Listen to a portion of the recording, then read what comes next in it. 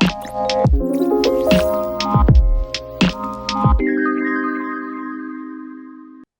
very warm welcome to all of you, and welcome to this Aspire held podcast, Extended Blastocyst Culture, What's Essential in an Embryology Lab.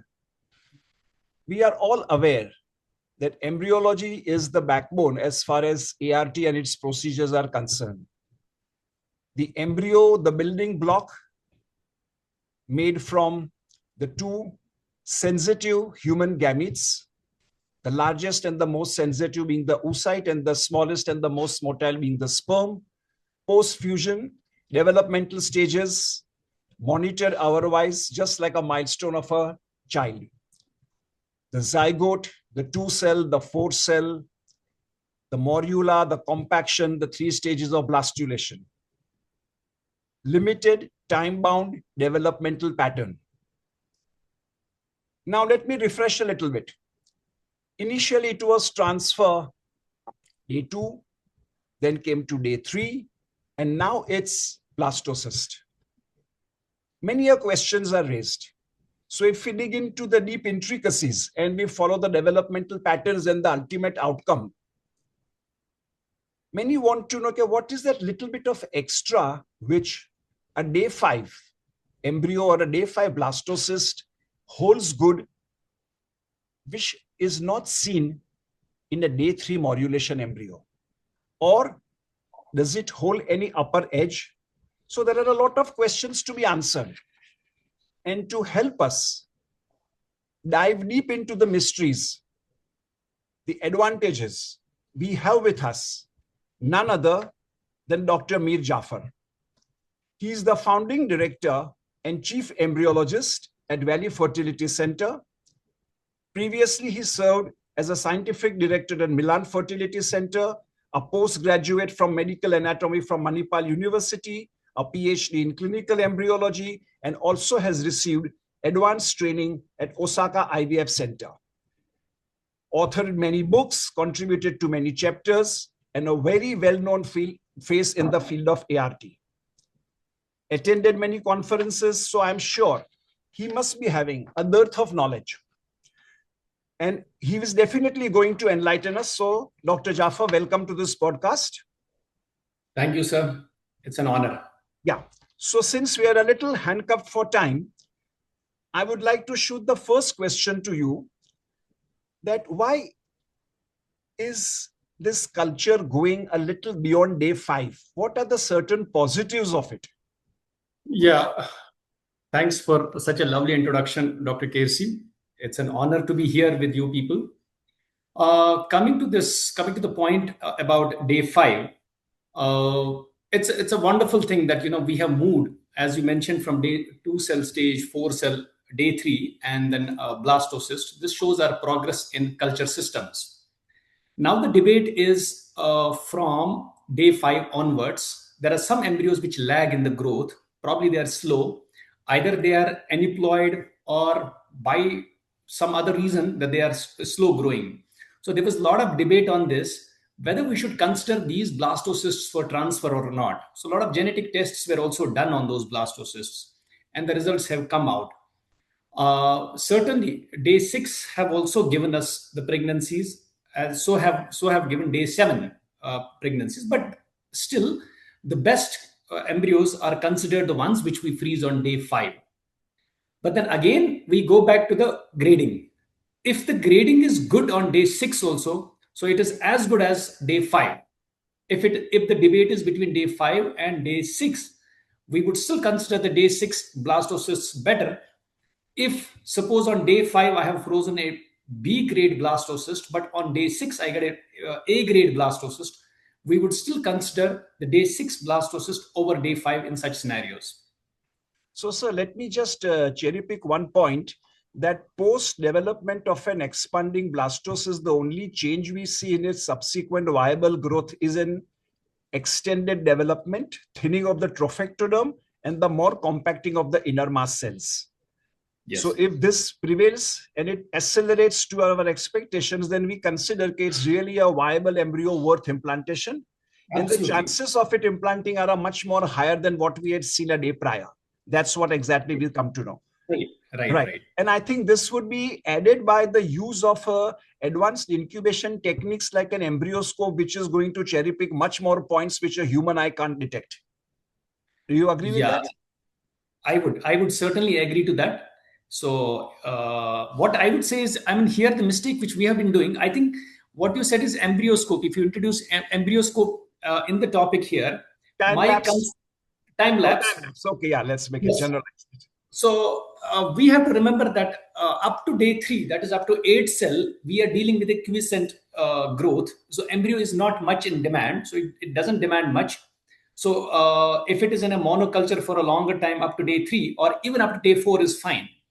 So we must understand, from once it starts developing the cavity, it needs a lot of energy. It needs a lot of ATPs.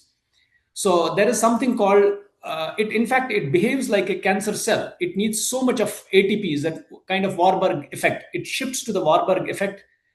It consumes a lot of glucose from the compaction onwards. So my concern would be that from day 5, if we did not get blastocyst, if we are planning to extend it beyond day 5, so my concern would be that we should change the media if it is in a normal incubator. But if it is an embryoscope or a time lapse, so when this dynamic culture comes, the combination of the dynamic culture, especially from day 3 to day 6 or day 7, and embryoscope should be the time lapse, should be the fantastic combination. Right. So let me again come back to a very important question, which many people ask as the age increases, as the number of days increase. The embryo sensitivity is definitely increasing. And unfortunately, if at all, there is a slight leeway in us giving us the optimal condition, aren't we doing harm to an otherwise excellent embryo by prolonging its culture? Yeah, we always believe that. That is what I mentioned initially. When there is a gross change, that we have a grade A on day 6 and we have a grade B on day 5, and we have done the dish change on day 4 or day 5. We have done the dish change considering the glucose need of the embryo. Then it is fine. We can do it. But if it is in the same culture, then I would certainly prefer day 5 blastocyst compared to day 6 or day 7. Right, sir. And that brings us to another important topic as far as media is concerned. Very true. Yes. Now, Yes. in this, many people, what do they do is the some pattern which they follow is just incubate in a 20 microliter droplet, overlay with oil, starting from X to X day. But that's, don't you think that's a little bit traumatic because it's depriving the embryo of the nutrients? Or how do you feel the need of refreshing the media in this time, a prolonged culture till day 6? Yes, I think that's what, again I would again go back to that we have lot of talk about the dynamic culture. I think dynamic culture is the solution to that. But until then, I would say that up to day 3 is not really a concern. But my concern starts when it starts developing the blastocelic cavity. That Cavity. is when it needs lot of nutrition. So yeah. So, along with nutrition, a very stable, uninterrupted environment, absolute Yes, perfect pH, osmolarity, all comes into play as far as the incubation is concerned. Now, this absolutely, comes back to the sensitivity of high quality, perfect incubators, absolutely. right? So, do you feel that post ICSI or conventional IVF, once the zygote is done, you have to restrict it under oil in a droplet, in a bench top, or in a time lapse till the day 5 or day 6? Now again, there is one advantage here in the time lapse, which is if we miss it out in the normal incubator, that is that day 2 status. I give a lot of respect to the day 2 status, where in time lapse we don't miss it from, Correct. that is 2 cell stage to 5 cell stage. So it's time bond. So we have seen even from the data, from the algorithms, that if the embryo divides from two cell to 5 cell within 5 to 7 hours, those embryos have mostly turned out to be euploid embryos, and then they have given better pregnancy rates, which we generally miss in the incubators without, in fact, interrupting the incubator. Now, as our topic is suggesting that what's essential in an embryology lab, imagining excellent gametes, excellent media. So, some highlight on the HVAC system air quality and how important it is a parameter for optimal culture? Uh, yes, it is very much important. One is that the proper filtration systems, where you consider the HEPA filters, which filters you up to 0.3 microns, and then you can consider your alpha filters, which filters you up to 0.12 microns, the particles, and also the number of air changes per hour. Generally, we restrict it to 12 to 15, and in fact, that your HEPA filters, they also restrict your humidity inside, which the droplets which actually bring the growth from outside. So this air filtration, I give extreme importance to this, because we have open culture there. We do the dish preparation, we open the medias, so that has to be taken care up to the extreme. Okay. So, very well maintained QA QC as far as air quality is Right. concerned. EPS system, positive pressure, or AHUs, or what we call it as dynamic filtration of the SPMs, VOCs, COCs, Yes. all definitely play a part. And And timely change yes, and how filters. important is oil layering over the droplets? Because there is a confusion: high density, low density, dark oil, light oil, mineral oil, paraffin oil. And that's a little confusing, because once people believe that I have layered with oil, my dish is damn stable, which is a misnomer according to me. Yes. First of all, I mean, this has been a very strong discussion among all the embryologists. They always believe, if you ask anyone, they believe that oil is completely, it completely insulates. There is no No, possibility no, of. no, no, no. Very true. Very Yes. true. Very Yeah. rightly said. It is not a complete assurance for you to get 100% insulation. Yes, and then we should know how you get the maximum efficiency out of the oil. Absolutely. So if you increase, if there is a drastic temperature change of the oil and the media, if there is a drastic change of the oil and media, it can become, trust me, even you can see sometimes the water vapors coming out of the oil, and then you can see it on the lid. That much of, you can practically see this. So what is very important is the temperature. That is the temperature of the oil, temperature in the and the priming of the oil, which you overlay over the oil. That one and the culture oil should be kept in the same incubator, and at the same time you should prepare it. When you prepare the warm dish with the warm media, warm oil, you should have the temperature, the laminar airflow temperature exactly at the same, and then avoid the shifting of the temperature, which generally happens. I mean, we cannot control it, because the room temperature would be somewhere around 22 to 23. When we take it from the incubator to the laminar airflow, there is a slight change in the temperature. So this shift in the temperature can cause the leakage of the water vapors through the oil. So that is Yes, and something very important. that's true, sir. And I think poor quality oil will be also less in its capacity to filter out the VOCs, because oil is Yes, basically meant to insulate the droplet against all those VOCs and all.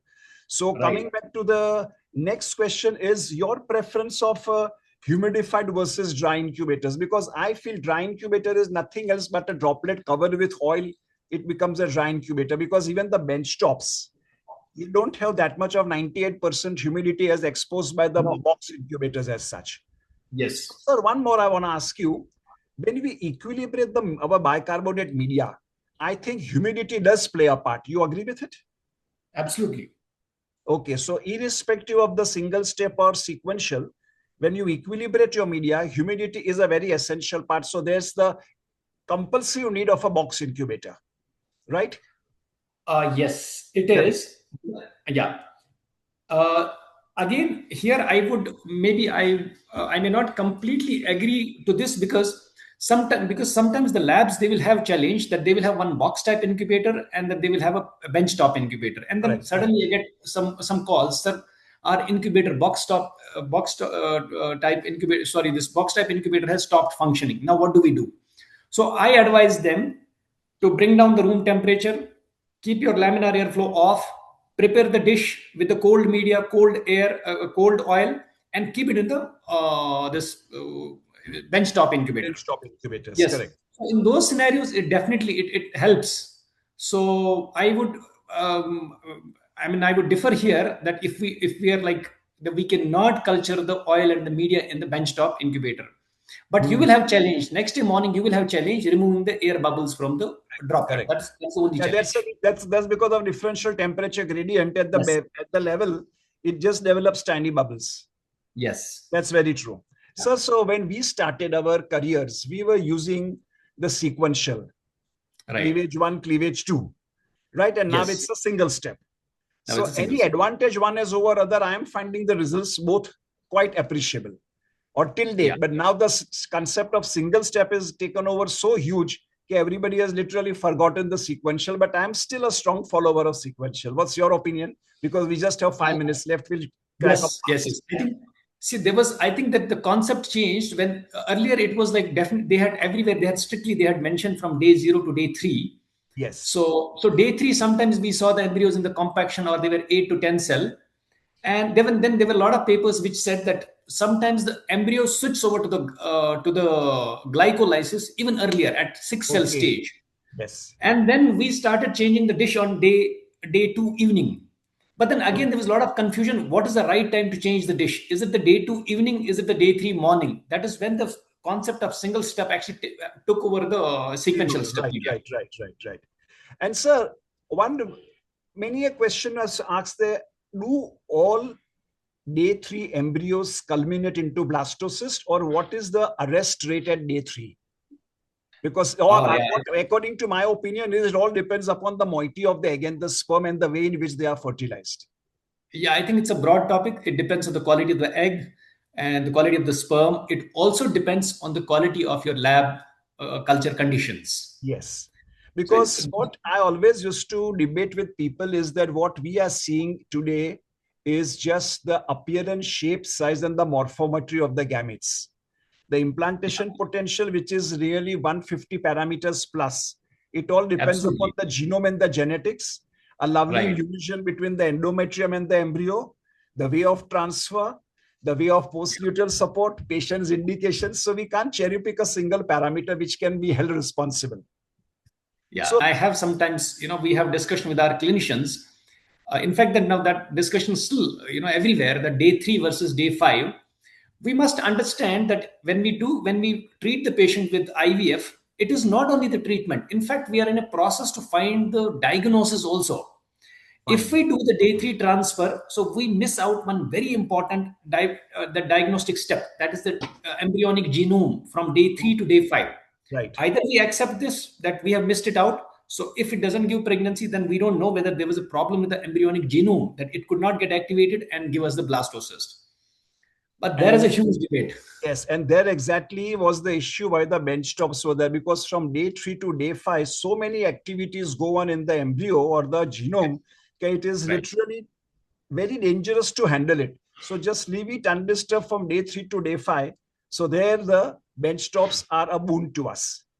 So Absolutely. I think just a small take home message to all who are having any doubts or a little pluses or minuses as far as blast culture is concerned. I always say, like, when you start the lab, or if you have concern about the culture conditions, you are not sure. Then even now, also, I advise them to better to freeze the embryos on day 2. Do not expose the embryos for a long time until you are confident, or you got a quality check of your lab that everything is fine. Then only you culture the embryos to day 5 or day 6. So best is restrict your culture conditions if you are not very sure. If you are confident about your lab, then take everything to day 5. Yeah, the reason very rightly you said you're confident about your lab, sir, because say individually owned labs are not armed with all the techniques and the gadgets because of the Yeah. cost factor. Let's be brutally True. honest True. about it. No, absolutely true. So they can't Absolutely true. afford all this. So what they have to Yes. do is it's all judgmental, and we have to take each embryo on its own as such, how Right. it progresses, and it's a smooth monitoring. Yes. So I think this topic can go on for hours at a stretch, but sir, since we are handcuffed of time, thank you very much for your participation.